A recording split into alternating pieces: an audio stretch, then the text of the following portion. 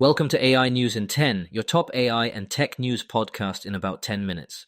AI tech is amazing and is changing the world fast. For example, this entire podcast is curated and generated by AI using my and my kids' cloned voices. It's Thursday, February 19th, 2026. Today, we're tracking governments turning the screws on tech while the world's biggest AI summit sets new norms. We've got India's new frontier AI impact commitments and a United Nations call for a $3 billion global AI fund.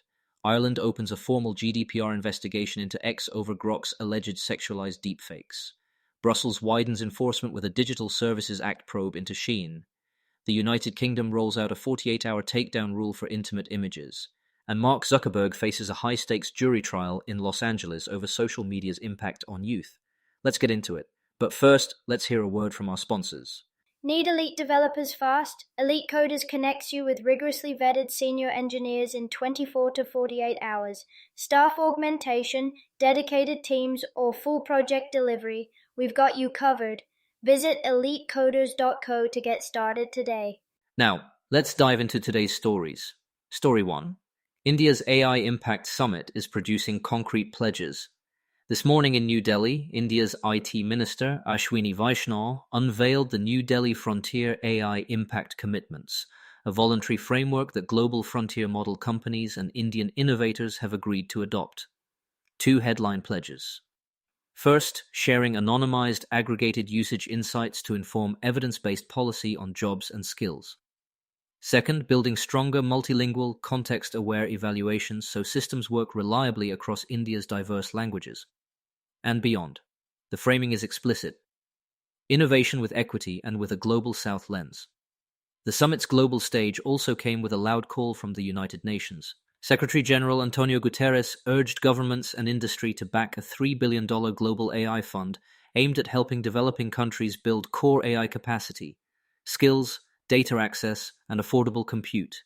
He warned that AI's future can't be left to the whims of a few billionaires, noting the fund is less than 1% of a single big tech firm's annual revenue, yet could be pivotal in avoiding a new digital divide.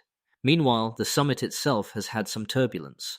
Organizers extended the expo to Saturday, February 21st, but closed public access today for security around diplomatic programming, and Bill Gates, once slated to keynote, officially withdrew. The adjustments drew huge crowds earlier in the week and tight logistics today, underscoring both the event's scale and the stakes. Story 2. A fresh EU privacy probe zeroes in on Grok.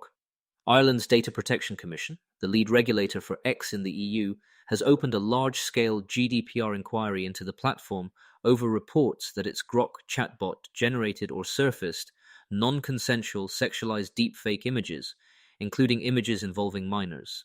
Regulators will test X's compliance with core GDPR duties, lawfulness and fairness, data protection by design, and whether a proper data protection impact assessment was done.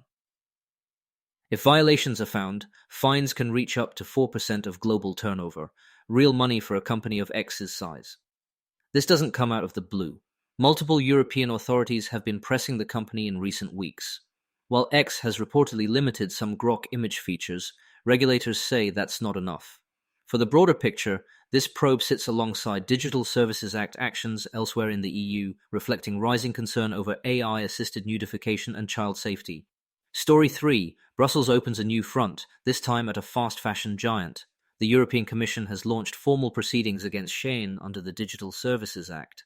The case spans 3 issues: whether the marketplace adequately prevents illegal products, like childlike sex dolls, from appearing on its platform, whether its addictive design features, such as points and rewards, harm users, and whether it provides required transparency and a non-profiling option for its recommender systems. Penalties under the DSA can reach up to 6% of global annual revenue.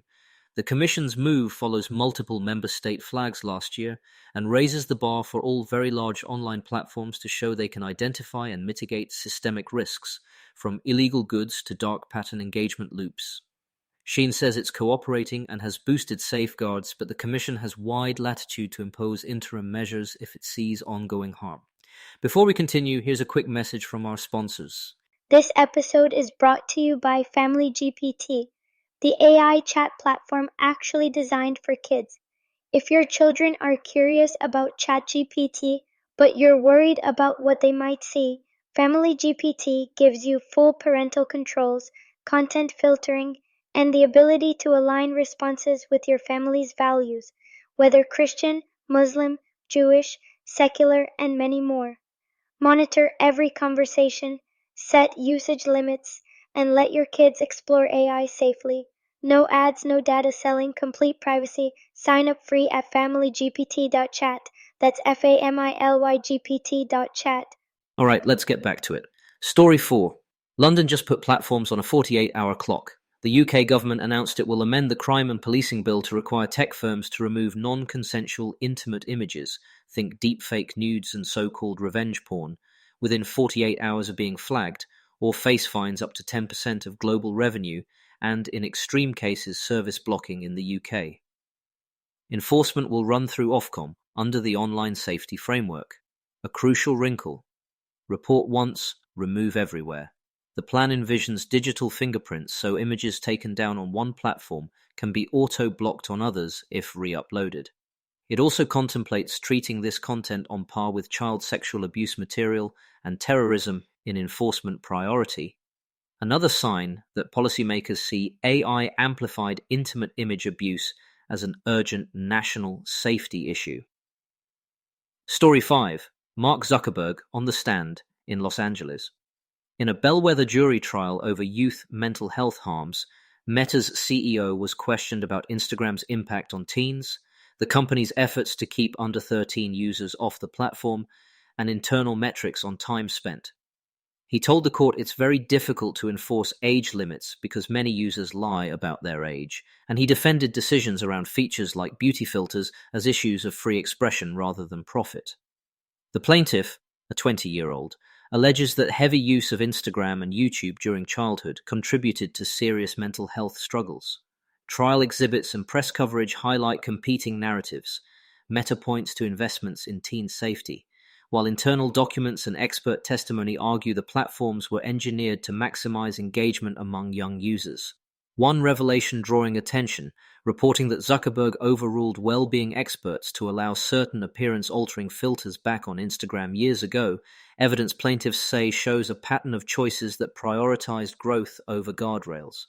However the jury rules, this case could shape strategy across thousands of related suits and spur further regulation of design features, not just content, on social apps. Quick recap. India pushed a global South-led AI agenda, and the UN put a $3 billion funding target on the table. Ireland's watchdog turned up the heat on Grok under GDPR. Brussels opened a DSA case testing Shein's marketplace and recommender design. The UK set a 48-hour takedown standard with massive penalties. And Mark Zuckerberg's testimony in Los Angeles underscored how courts are zeroing in on platform design and youth safety. We'll keep watching how these threads reshape AI and tech in practice over the next few weeks. Thanks for listening, and a quick disclaimer, this podcast was generated and curated by AI using my and my kids' cloned voices. If you want to know how I do it or want to do something similar, reach out to me at emad@ainews in 10.com, that's anews in 10.com. See you all tomorrow.